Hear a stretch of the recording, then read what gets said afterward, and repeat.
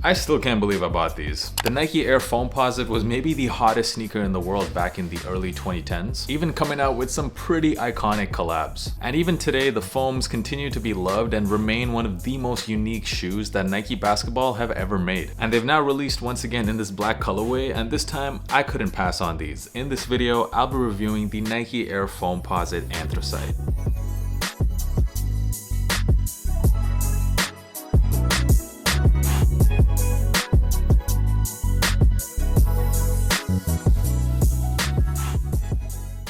So these released once again on December the 12th for a retail price of $240 and in Europe they retailed for 220 euros. Pretty quick for a retro if you ask me, because these actually just released 3 years ago. And if you thought the price on these was expensive, well, Foamposites have always been expensive. When these first released back in 1997, the retail price was $180, which back in 97, that was a crazy amount of money to pay for a shoe. Now, if you've been following my channel for a while, you might think it's pretty out of the ordinary for me to buy this shoe, mainly because I don't really review basketball sneakers on this channel. I also don't really wear basketball sneakers for lifestyle purposes. However, bear with me, I do have an explanation. So there's very few times that I would consider paying resale for a shoe, and for me the number one rule is if I'm still thinking about the shoe a month later, 2 months later after the release, then it's probably a good sign that I probably do want to pay resale for it. However, there's been a shoe that I've been thinking about now for years that I wish I bought when I had the chance, and that is none other than the Comme des Garçons Air Foamposites, which released both in a black and white colorway. At the time that they released, yeah, I really couldn't afford the prices at the time. The retail price was around $500. So it's a shoe for me that at this point is pretty much a grail sneaker, and it is something that I definitely want to own in my collection one day. And recently, just a couple of weeks ago, I was in Amsterdam going through some vintage shops, and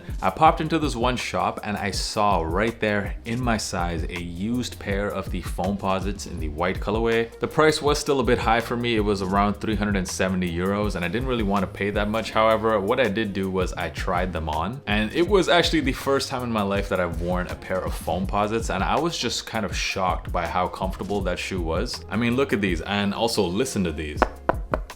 These don't look or feel like they're going to be a comfortable shoe, but they were ridiculously comfortable on feet, so I did think, wow, I was pretty wrong about Foamposites. I then went on the sneakers app and noticed that the black colorway of the Foamposites just happened to be releasing a couple of weeks later, and I thought of that, okay, this is my sign. Also, one more thing about me, I absolutely dislike black sneakers. I do not wear triple black or just all over black sneakers. I've talked about this on my channel before that I don't really like these type of shoes because I feel like the details of the sneaker get lost and it just kind of looks like a silhouette. But I have to say that rule does not apply to the Foamposites, because in an all black, especially this matte black color, these shoes look so tough. The design of the sneaker came from an unexpected source. It was inspired by a beetle, yes, those insects. And this shoe first came out in 1997, we're talking 26 years ago, and I still think to this day it is one of the most unique shoes that Nike has ever made, especially when it comes to Nike basketball. I feel like nowadays when you look at Nike basketball, one of the biggest critiques is that it doesn't matter what they put out, they all kind of look the same. Nike basketball hasn't really made anything as close to as unique as this shoe is. Even the way that this shoe is made is just one of a kind. So the entire upper is made out of this polyurethane Foamposite material, and that material gets poured into the shoe, into this mold, and then once that material cools down, it shapes itself around the mold to give you this very unique upper. And that's just a very cool production process, not something typical at all for Nike sneakers.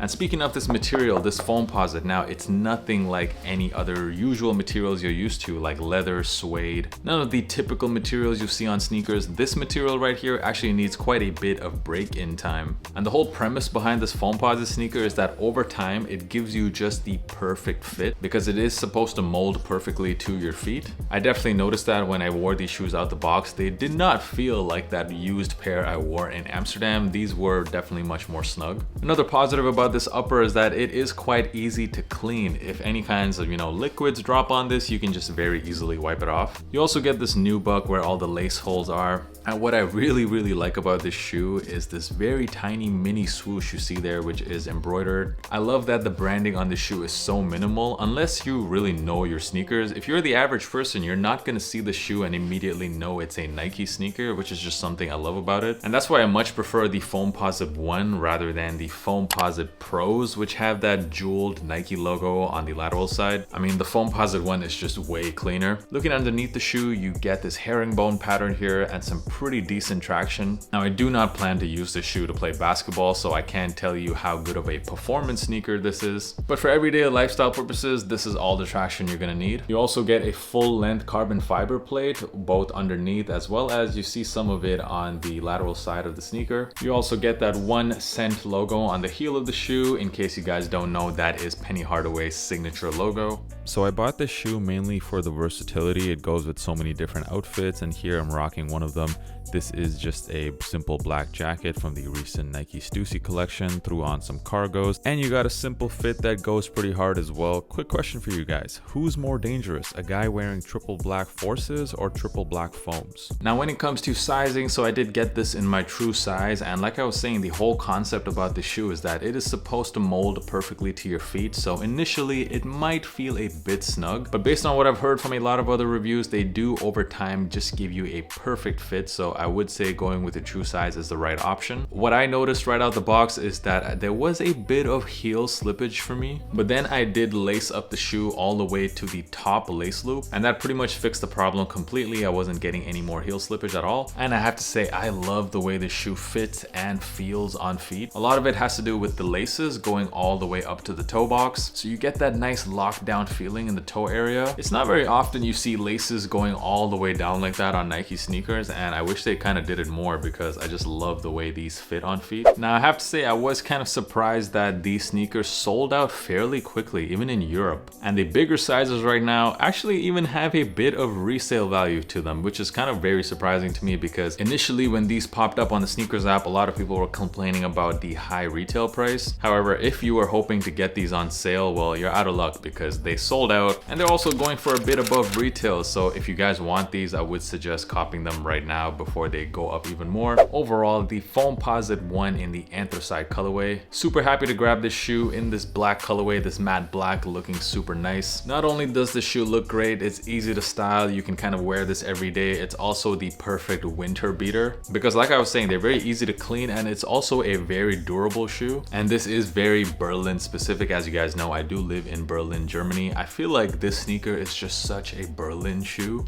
It's all black, it's edgy. Yeah, I know people who love Foamposites, you know, they love the entire history of the shoe, the association with Penny Hardaway. My appreciation for the shoe is all based on just how the sneaker looks, how it looks with different outfits, and just how comfortable the sneaker is. And from that point of view, I definitely think these are a cop. Let me know down in the comments if you guys cop this shoe. I know recently I've been doing a lot of videos on Adidas and New Balance and all these types of sneakers. It is pretty unusual for me to review a basketball shoe, but I am very happy to get these. Let me know, what do you guys think about the Foamposite in this Anthracite colorway? And thank you so much for watching this video. Don't forget to subscribe if you haven't already done so, and make sure you are following me on Instagram. That is where I am the most active. The links are in the description. Check out the Sneaker Podcast as well, the Kickback Pod. Links can be found in the description as well. I will catch you guys in the next video. Peace.